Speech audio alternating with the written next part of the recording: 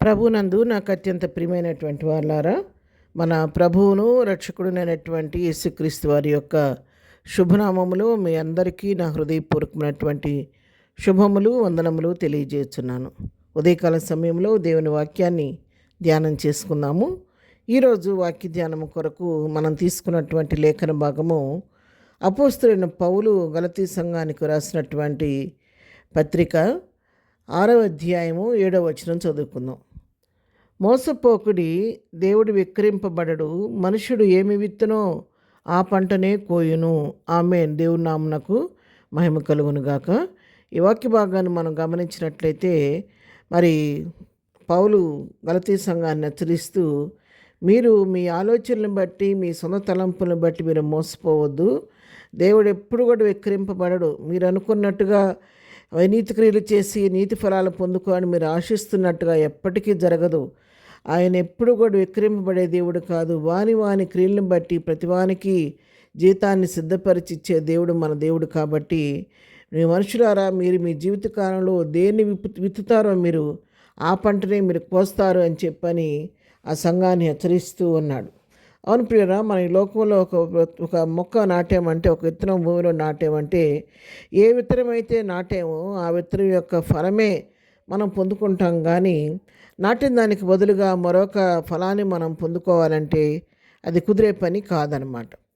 అంటే ఉదాహరణకు మనం ఒక మామిడి చెట్టు విత్తనం నాటామనుకోండి భూమిలో, ఆ మామిడి చెట్టు నుండి మామిడి కాయలు మాత్రమే కోయగలుగుతాం. కానీ మామిడి కాయలు కాకోకుండా వేరే ఫలాలు, కమలా పండ్లు కావాలంటే అది మనకు దొరికే పని కాదు. లేదు, కాకర విత్తనం నాటితే కాకర చెట్టు వచ్చిన తర్వాత ఈ కాకరకాయలు చేదుగా ఉన్నాయి, వద్దు, దీని నుంచి నాకు బీరకాయలు కావాలంటే అవి మనం కొయ్యలేము. ఎందుకంటే అది అసాధ్యం. ఏ విత్తనం అయితే భూమిలో నాటుతున్నామో దాని ఫలాన్నే మనం పొందుకుంటాం. కానీ దానికి బదులుగా వేరొక ఫలాన్ని మనం పొందలేము. అయితే ఇక్కడ భక్తుడు ఈ కూరగాయలు పండ్లను గురించి మాట్లాడలేదు. కానీ ఒక వ్యక్తి తన జీవిత కాలంలో తను చేసిన క్రియలను బట్టి ఏ క్రియలు చేస్తే అతను ఆ ఫలాన్ని పొందుతాడన్న సత్యాన్ని ఇక్కడ మన భక్తుడు తెలియచేస్తూ ఉన్నాడు. ఒకడు తన జీవిత కాలంలో మంచి క్రియలు చేస్తే, మంచి పనులు చేస్తే మంచి ఫలాన్ని పొందుకుంటాడు, చెడు క్రియలు చేస్తే చెడు క్రియలు పొందుకుంటాడన్న సత్యాన్ని ఇక్కడ మనకు తెలియచేస్తూ ఉన్నాడు. అందుకే 6:8 వచనం చదువుకుంటే, ఎలయనగా తన శరీరేచ్ఛలను బట్టి విత్తువాడు తన శరీరం నుండి క్షేమను పంట కోయను. చూడండి, శరీరానుసారంగా జీవించే వ్యక్తి, శరీర కోరికలు నెరవేర్చుకునే వ్యక్తి ఎంతసేపు శరీరాన్ని సంతృప్తిపరచడం కొరకే తన జీవితకాలంలో ప్రయాసపడినట్టు వ్యక్తి తన జీవితకాలంలో మరి తగిన సమయం అందు ఏం ఫలం పొందుకుంటాడు? శరీరం నుండి క్షయమైపోయే పంటనే పొందుకుంటాడు. కానీ అక్షయమైన పంట నేను ఎప్పటికి కూడా తను పొందుకోలేడు. అయితే ఒక వ్యక్తి తన జీవితకాలంలో ఆత్మను బట్టి జీవిస్తూ ఆత్మానుసారమైన ఆలోచనలు కలిగి ఉండి దైవ చిత్తానుసారంగా జీవించిన వ్యక్తి అయితే ఆత్మను బట్టి తన విత్తనాన్ని విత్తాడు. కాబట్టి ఆత్మ నుండి నిత్యజీవం అనే పంటను అతను కోసుకుంటాడన్న సత్యాన్ని ఇక్కడ మనకు తెలియచేస్తూ ఉన్నాడు.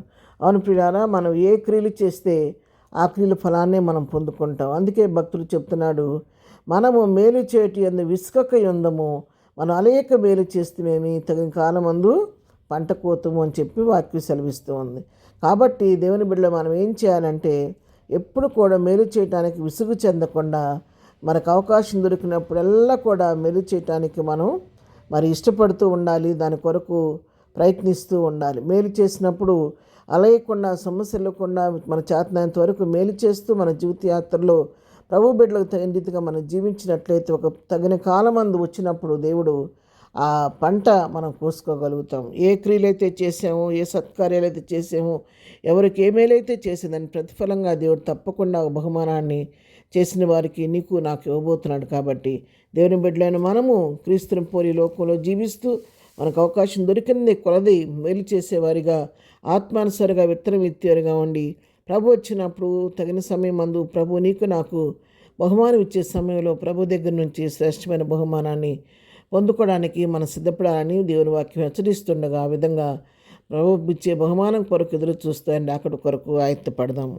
ప్రార్థన. ప్రేమగల తండ్రి, ఉదయకాలం మాకు ఇచ్చిన ఈ లేఖన భాగాన్ని బట్టి నీకు వందనాలు. అవును ప్రభువా, మరి మేము ఏమి ఇస్తామో దాన్ని బట్టి మేము పంట కోయబోతున్నాం. కాబట్టి బహుమెలుకు కలిగి మేము చేసే పనులు నీకు దృష్టికి యథార్థంగా నీతి కార్యాలు చేస్తూ ఆత్మఫలాలను పొందుకోవడానికి సిద్ధపరచండి నాయన. ఈ దినం మేము చేయి పనిపాట్లు రాకపోకలో క్షేమం దయచేయండి. ఈ దినం బర్త్డే మ్యారేజ్ చేసుకున్న బిడ్డలను దీవించండి, ఆశీర్వదించండి. బలహీనలు బలపరచండి, కృంగిన వారిని లేవనెత్తండి, దుఃఖంలోని వారిని ఓదార్చండి. ప్రతి వారి పట్ల కృప విస్తరింపచేయమని యేసునామములో ప్రార్థించి అడిగి పొందుకొని ఉన్నాము తండ్రి. ఆమెన్. ప్రభు కృప సదాకాలం మనందరికీ తోడై నడిపించును గాక. ఆమెన్.